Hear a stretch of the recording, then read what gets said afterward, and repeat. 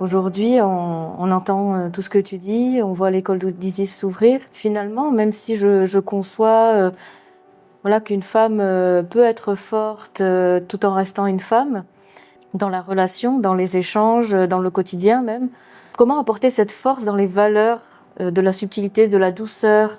Comment on fait? On en est au stade où on fait une différence entre un homme et une femme. Par le passé, par ces centaines d'années d'esclavagisme du principe féminin qui était essentiellement dans une vision où il n'y avait que l'homme qui pouvait aller vers Dieu.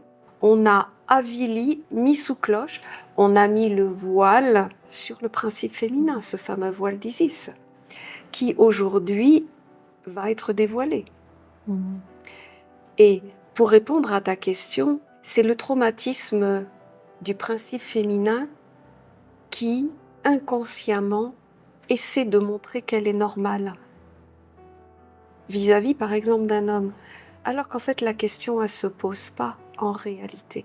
Mais tu vois, que quand j'ai été plus jeune, et même pendant de nombreuses années, je me suis sentie profondément une femme qui avait cet arrière-plan je veux pas mal faire. S'il y a quelque chose de mal fait, tout de suite je prenais la responsabilité et inévitablement c'était forcément lié à quelque chose qui a affaibli. Et j'ai remarqué que finalement, eh bien, il y avait cette écriture qui est posée à l'intérieur de la femme, c'est que la femme fait forcément toujours moins bien. Et donc, il y a un monde derrière toutes nos actions énormément lié à la culpabilité. Ce qui fait que la culpabilité, eh bien, t'amoindrit, te fait t'écraser, te fait être toujours derrière. Tu vois, cette attitude de tu n'es pas honorable, tu n'as pas ta place ici, tu n'es pas assez importante. Je fais une petite parenthèse, à un moment donné de ma vie, j'ai compris que je me suis fait avoir.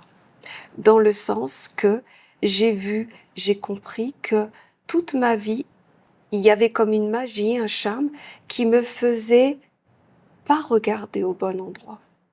Et qu'est-ce que ça veut dire? C'est je regardais avec ma culpabilité. Je regardais avec mon éducation et je regardais avec ce qui m'était offert à l'extérieur. Donc, en fait, j'ai compris à un moment donné que j'avais juste à me placer dans une intelligence supérieure pour comprendre que finalement, on était les mêmes. Mais à partir de là, ça a comme remis les choses dans une nature naturelle qui fait que j'ai compris que je ne regardais pas la vie de la bonne manière.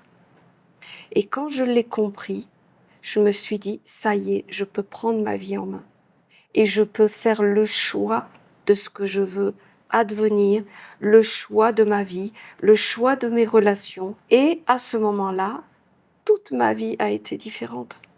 Et c'est pour ça que la femme, je la comprends, elle va penser pendant un certain temps encore comme ça. Mais si elle comprend qu'en réalité, elle est un être vierge qui porte pourtant beaucoup de bagages du passé, mais qu'il y a toute une partie de sa vie qui est à écrire, et il y a juste à se déplacer et à regarder les choses d'un point de vue de la sagesse des mondes. En fait, c'est de génération en génération, on est avec comme une mémoire fausse de ce qu'est la femme, du principe féminin. Finalement, aujourd'hui, c'est comme si on devait l'écrire. En fait, on est avec un voile. C'est-à-dire que la femme existe, on la met en valeur dans sa maternité, dans le côté prendre soin d'une maison, sa douceur, des choses, en fait, qui la limitent à être une femme. En fait, on lui donne des cacahuètes et on lui dit tu es une femme merveilleuse. Mais en fait, on l'empêche d'être une intelligence créatrice dans le monde. Ça n'est réservé qu'à un principe masculin, c'est le sceau et le voile qu'on a mis. je l'ai compris il y a pas longtemps, je l'ai compris il y a quelques années. J'ai marché sur un chemin initiatique pendant 50 ans, en sachant que j'avais pas encore trouvé la réponse. Et pourtant, je me sentais une femme éclairée, capable de faire des choses, d'avoir une connaissance, une philosophie de la vie, d'avoir une volonté. Je me sentais une femme déjà plus autonome, une femme plus capable d'accomplir des choses. Mais en fait, je m'illusionnais. Je le faisais encore pour montrer que je pouvais être un égal à l'homme. Mais l'enseignement de la mère m'a vraiment... je n'aurai jamais assez de reconnaissance et d'admiration sur ce décalage de ma vie où elle m'a sorti et elle m'a mis là et elle m'a dit maintenant regarde, c'est ça juste la vie, tu vois. Et quand je l'ai vue, je me suis dit comment je me suis fait avoir, quoi. C'est ce que tu vas transmettre dans l'école d'Isis? C'est ce que je vais transmettre.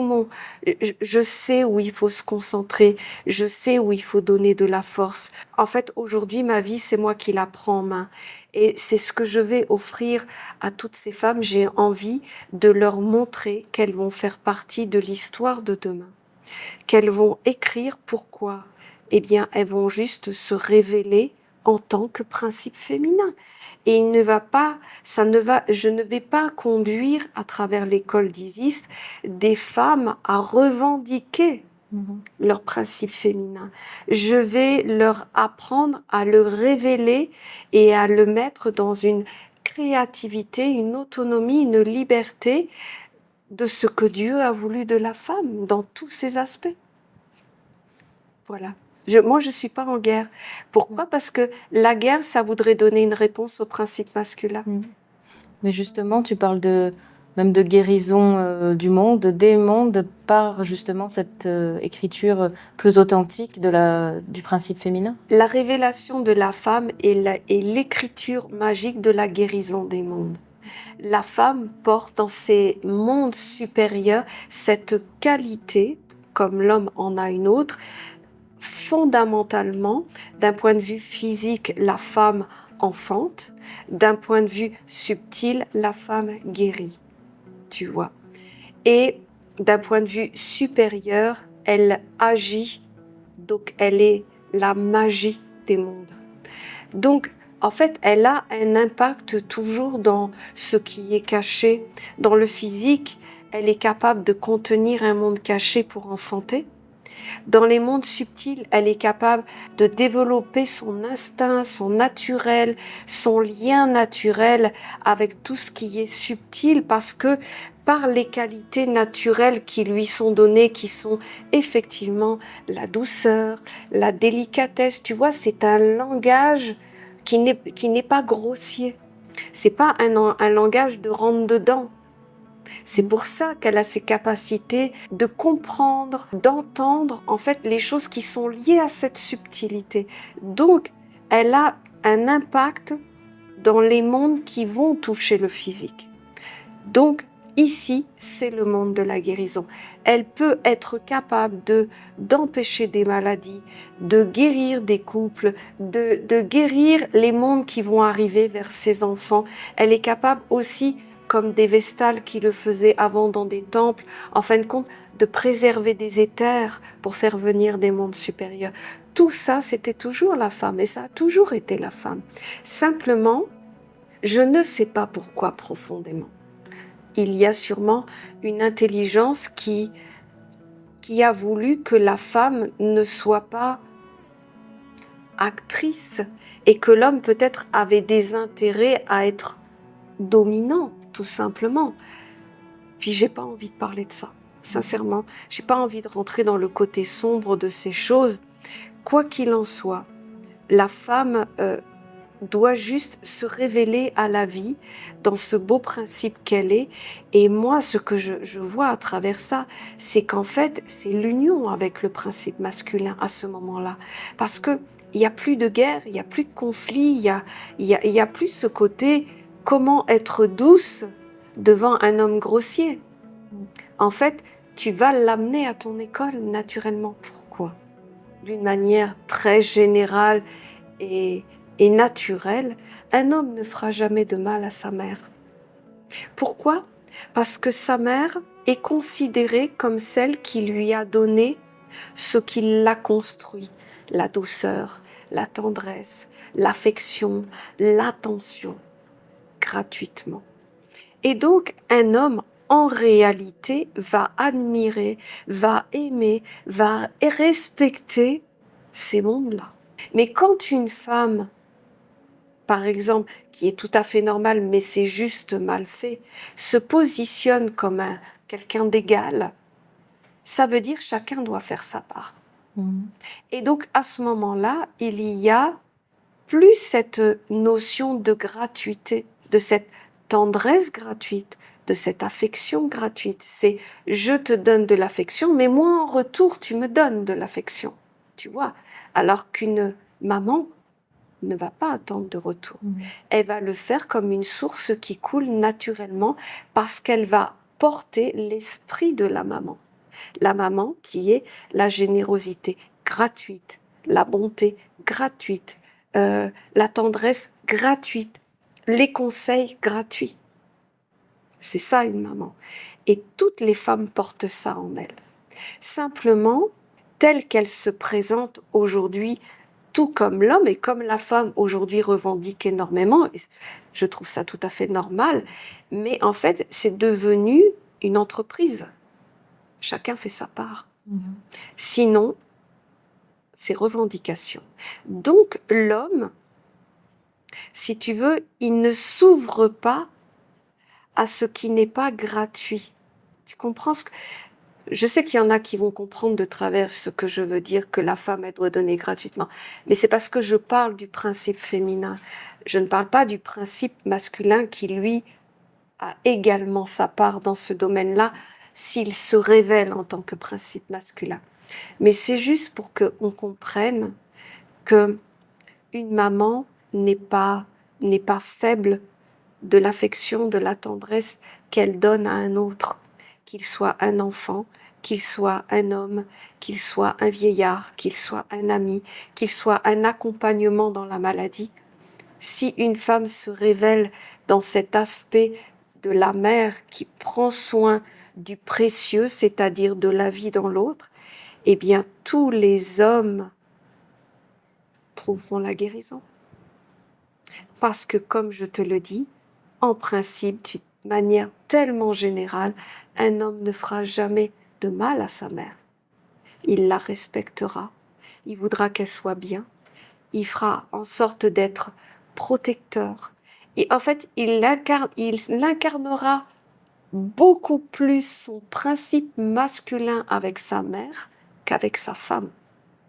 Parce qu'il verra en cette femme les vertus qu'il a besoin pour faire vivre sa femme intérieure finalement. Donc tu vois, il n'y a pas de combat dans ce que je vais apporter. Je vais révéler les lois de la vie, des principes, pas tant de la femme. La femme, c'est le corps, la constitution de ce qu'elle va pouvoir mettre en place pour incarner. Mais avant tout, elle est dotée d'un principe qui n'est pas que lié à ce corps physique qu'elle a. Ce principe féminin est lié à la terre, au subtil et au divin. Et c'est ça qu'elle doit récupérer pour pouvoir incarner la beauté du principe féminin à travers la femme qu'elle est. Et si là, je me projette, qu'est-ce qu'on pourrait dire si on vivait dans un monde de femmes éveillées, en fait? Ça n'existe pas. Je Est-ce vais qu'on pas peut le mentir. créer? Non, je vais pas mentir. Ça n'existe pas et je pense que ça n'existera jamais sur la Terre. Pourquoi? Parce qu'on vient sur la Terre justement pour sublimer la matière. Mais s'il n'y a plus rien à sublimer, nous n'avons plus rien à faire sur la Terre. Il y aura toujours cette dualité, cette rencontre avec le côté enfermant, dur, peut-être négatif, qui nous évalue à faire grandir le positif et la lumière en nous. Donc ça n'existera pas.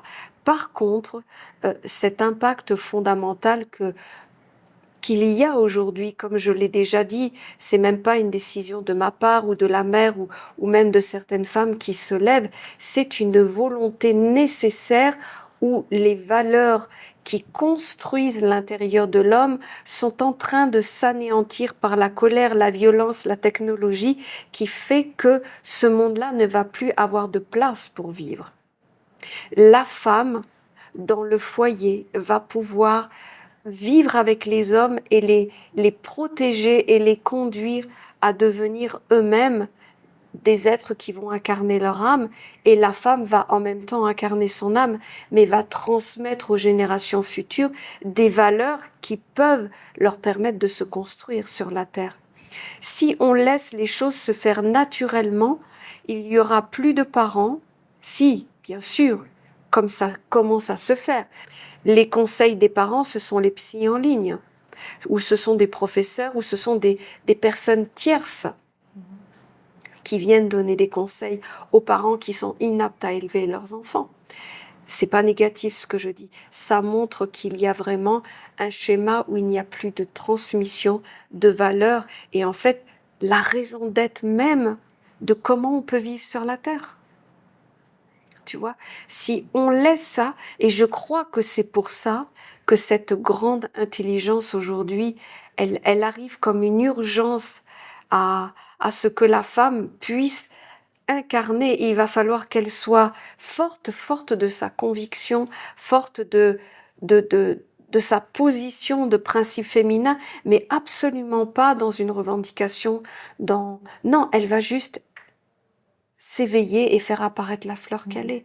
Et ça va avoir un impact tellement important, non seulement pour les hommes qui vont voir que tout n'est pas perdu, et aussi dans la transmission de nos filles et de nos fils qui vont eux, si on les laisse faire, ils vont prendre les fonctionnements de comment on doit vivre sur la terre. Et c'est tellement évident. Je le vois parce que même moi qui commence une activité sur Internet, quand je vois les bêtises qu'on raconte pour gagner 10 000 $ par mois, parce qu'en fait, on t'éduque à travailler. Et tu te rends compte que tout le monde va être éduqué comme ça, avec de la poudre à perlimpinpin, parce qu'il y en a que quelques-uns qui vont sortir victorieux de tout ça. La seule chance, c'est d'apprendre les valeurs dans ton foyer.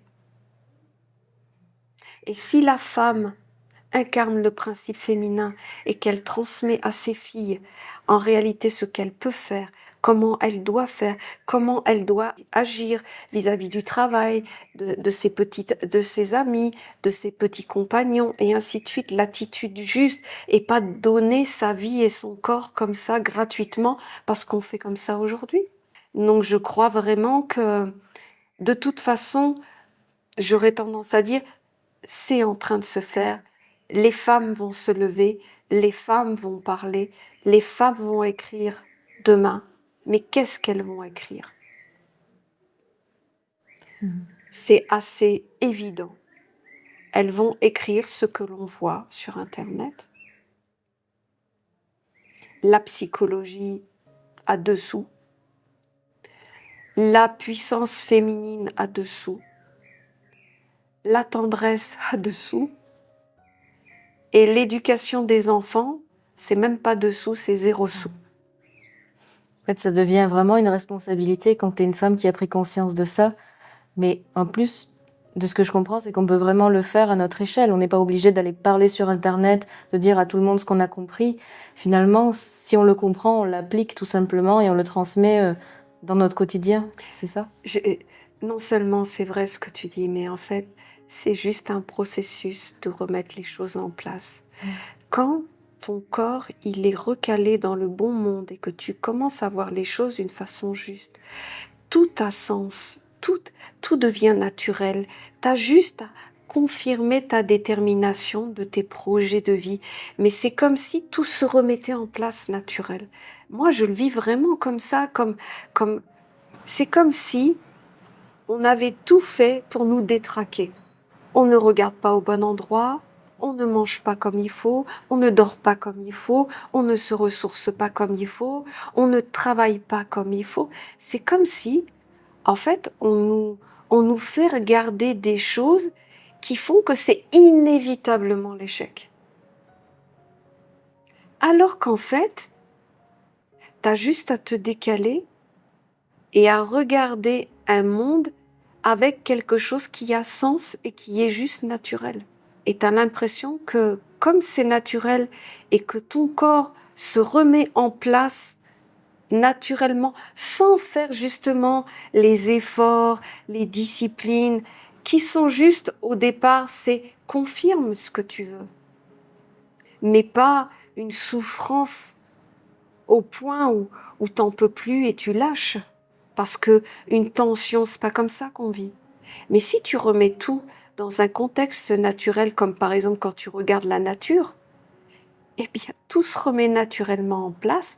Et la seule chose qui t'est demandée, c'est est-ce que tu veux ça? Oui. Alors, tu as toute une intelligence, tu as tout, en fait, tout ce qui nous a été donné par un monde supérieur pour accomplir notre vie. Et tu te rends compte que tu n'abordes plus les choses de la même manière. Une épreuve, ce n'est plus une épreuve. C'est un point de concentration qui te demande de mettre certaines choses en place et tu le fais.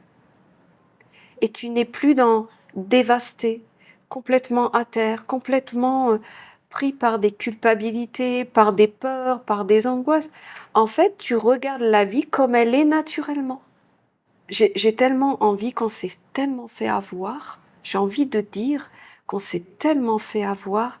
Et quand tu t'en aperçois et que tu le vois vraiment, tu te dis, ouais, non, c'est bon, quoi. J'ai assez donné à ce monde et ça ne fait pas de nous des êtres déconnectés de la vie. Tellement au contraire, une lucidité sur la vie, il y a plus de manque, de peur qui t'attire à continuer à vivre dans des habitudes qui pour toi sont comme tu sais, comme les vaches qui sont dans des cages qui te tiennent. Non, non, ça y est, tu es de nouveau dans la vie. Tout simplement dans la vie. C'est très beau. C'est très beau et c'est très vrai. C'est surtout ça. C'est très vrai que on s'est enchaîné avec des chaînes, des mécanismes qui nous font vivre la terreur comme un père qui nous bat à l'intérieur et qui nous fait avoir peur d'affronter la vie. C'est pas vrai. On n'est pas destiné à ça. On peut l'être destiné à ça à partir du moment où on vénère nos tyrans. C'est la vie. Tu peux être emprisonné toute ta vie dans une relation toxique parce que tu ne sais pas comment faire, parce que tu ne sais pas quelle corde attraper, quelle porte ouvrir, tu ne sais pas. Et on est construit comme ça. Et c'est ce que je vais faire. Je vais peut-être donner une corde, ouvrir une porte, un conseil, appuyer sur un endroit.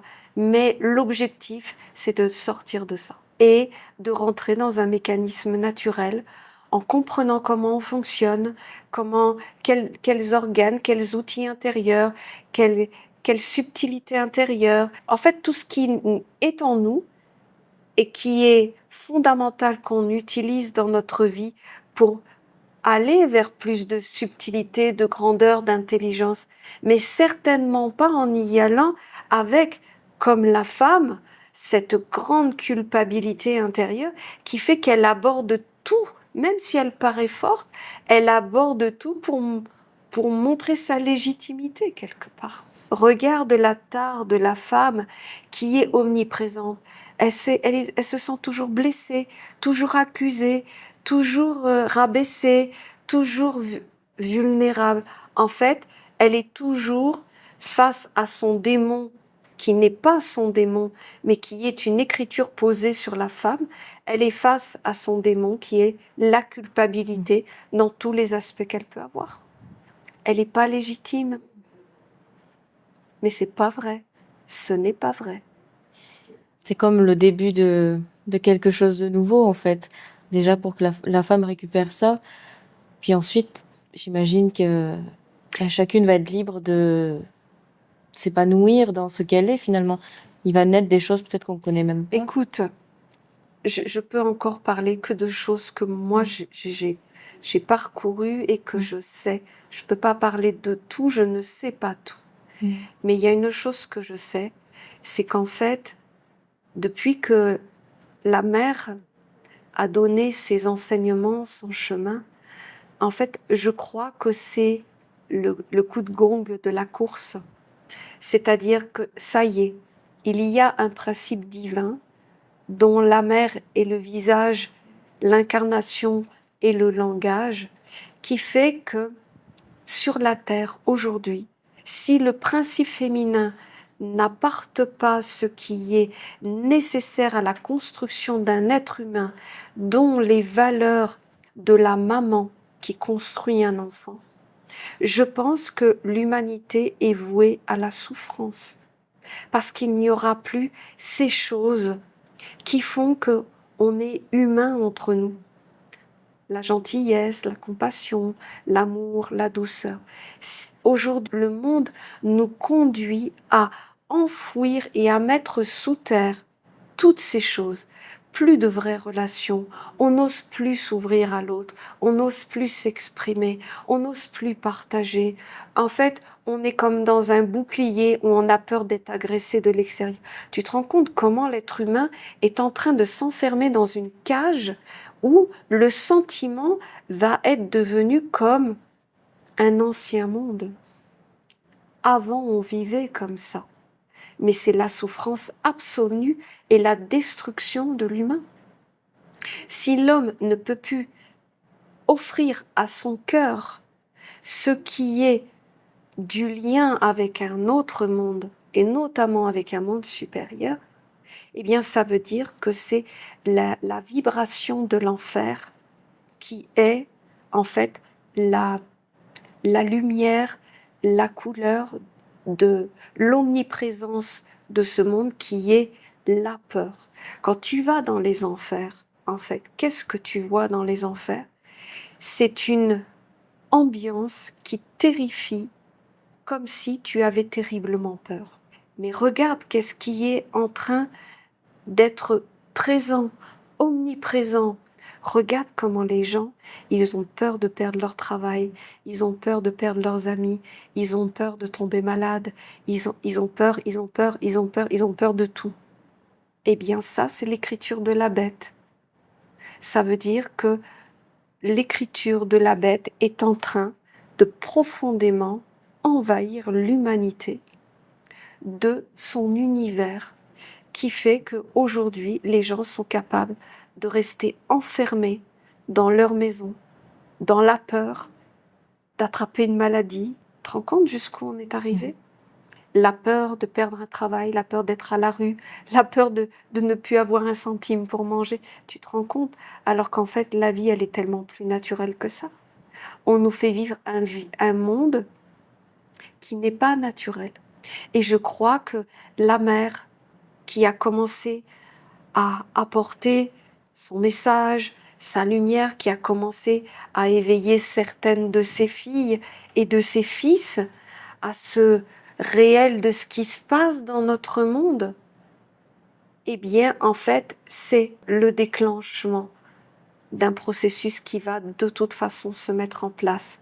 Soit la femme va contribuer à l'enfer en dominant l'homme par la peur, elle va prendre les mêmes outils. Qu'est-ce que tu veux que je te dise? C'est triste de dire ça, mais la femme qui n'a plus de respect va amener la colère chez l'homme. La femme qui va dominer va amener la colère chez l'homme. Quoi qu'il en soit, l'action de la femme va engendrer quelque chose. Soit c'est la guérison, soit c'est la maladie. Et c'est tellement évident qu'aujourd'hui, juste ce qu'on est en train de faire, peut-être que demain ce sera tellement plus grand et évident, mais en tout cas, je crois que ces femmes qui vont entendre ce message, eh bien, ce seront peut-être les premières à ouvrir ce chemin-là, mais ce seront certainement pas les dernières, et que ça va s'amplifier avec le temps, parce que c'est nécessaire, c'est voulu, et sans ça, bah écoute, il n'y a plus rien. Réellement, il n'y a plus rien. En tout cas, c'est ce que je constate, pas forcément dans les faits physiques, mais dans ce que l'homme et la femme vivent en intériorité. Eh bien, il n'y a plus de place à la sérénité, et je crois même que les êtres ne vivent plus la vraie sérénité. Les choses qui ont impacté l'humanité ces dernières années ont profondément écrit dans l'ADN de l'être humain ce schéma de la peur qui va s'amplifier de plus en plus. Et la peur, ça te fait devenir une bête féroce, inévitablement. La peur te fait faire des choses qui sont incontrôlables. Donc, on voit bien là où on veut nous conduire. Donc, je pense que non seulement la femme, pour elle, c'est bien sûr, puisque elle va pouvoir se révéler, mais ça va avoir un impact tellement plus important. Oui, l'humanité a besoin d'être guérie, et pas par des théories de charlatans en disant quelques mantras, en faisant du reiki et des énergies. C'est quand le principe féminin, la divinité du principe féminin va imposer son monde de douceur. Quand je dis imposer, c'est que ça va devenir une évidence, que ce monde de douceur, de la maman qui aime généreusement et naturellement l'humanité, les liens, elle veut que ça se passe bien. Quand tu regardes une maman, c'est ce qu'elle fait dans un foyer. Quand il y a un conflit entre les deux enfants, elle va être là pour guérir. Donc, l'humanité a besoin de ça. Point. Je crois que c'est ce qu'il faut retenir, peu importe comment on va le faire, mais il faut prendre ce chemin-là. Ouais. Chacun le fera à sa manière et en fonction de ce qu'il est capable de faire. Mais de toute façon, il n'y a pas d'autre chemin. C'est ce que je pense profondément aujourd'hui. Je ne vois rien qui peut te faire te décaler de ce monde.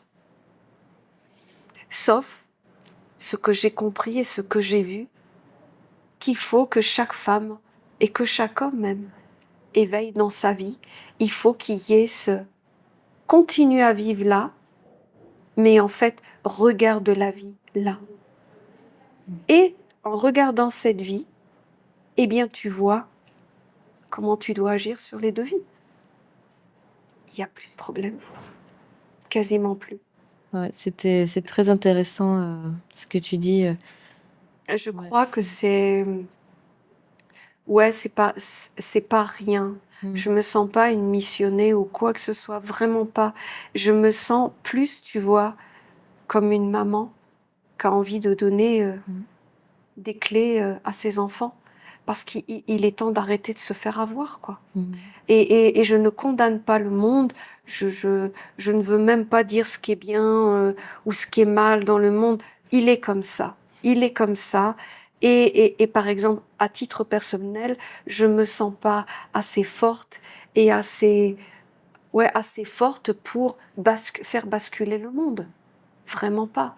Par contre, ce que je peux faire, c'est pouvoir vivre dans ce monde en n'étant pas de ce monde. Et c'est ça que je vis, que je commence à goûter dans ma vie. Et je comprends tout ça. On peut vivre sur la terre en étant en lien avec un principe supérieur et voir avec les yeux d'un autre monde la vie. Je sais que c'est vrai maintenant. Donc, moi, c'est tout ce que je peux offrir, un peu comme une maman qui va donner les meilleurs conseils à ses enfants pour que justement, quand ils vont devoir prendre eux-mêmes des décisions, eh bien qu'en fait, ils aient une connaissance des mondes, qu'ils aient une connaissance d'eux-mêmes, qu'en fait, qu'ils sachent doser. Tu vois, c'est ce que je fais déjà au naturel avec mes enfants. Dans leur vie, quand je parle avec eux, je leur donne en fait tous les conseils, pas pour qu'ils soient dépendants de moi, au contraire, pour qu'ils soient libres de moi. et qu'en fait, ils puissent aborder la vie en ayant une connaissance du réel, de comment ça se passe dans le monde, comment sont les humains, les signes pour devenir solide, pour aller jusqu'au bout de tes projets, pour ne pas faillir, pour vivre comme tu as envie d'être, pour te révéler comme tu es. C'est tout ça que j'apprends à mes enfants déjà. Eh bien, je vais le faire d'une manière plus divin, avec un objectif de servir un monde supérieur aussi. Et là, en nous écoutant, s'il y a des gens qui souhaiteraient faire un pas dans l'école d'Isis, en savoir plus, qu'est-ce que tu conseillerais aujourd'hui? En fait, c'est assez tout simple. En dessous de la vidéo, tu cliques sur le lien. J'ai un petit peu expliqué ce que je souhaite proposer durant cette école. Non, ce que je veux dire à travers ça, c'est que bien sûr, je dois présenter ce projet, donc cliquer sur ce lien, mais en fait, j'ai envie de dire, il est temps qu'ensemble, les femmes, nous formions une communauté pour offrir ce parcours, ce chemin, d'offrir notre participation à ce qui va se passer dans 1 an, dans 10 ans, dans 20 ans. Voilà, donc j'invite les femmes à ce qu'on soit ensemble à réaliser ce projet. Et l'école va ouvrir quand? Alors, elle ouvre le 1er octobre, mais les inscriptions vont s'arrêter le 25 septembre. Alors, c'est vrai que donc si vous êtes intéressé, il ne faut pas tarder à s'inscrire. Et aussi, une chose importante à savoir, c'est que on ne peut pas intégrer l'école en cours d'année. Donc, ouais, ne tardez pas, quoi. C'est important. Voilà, Merci beaucoup. avec plaisir. À très bientôt. À alors. bientôt.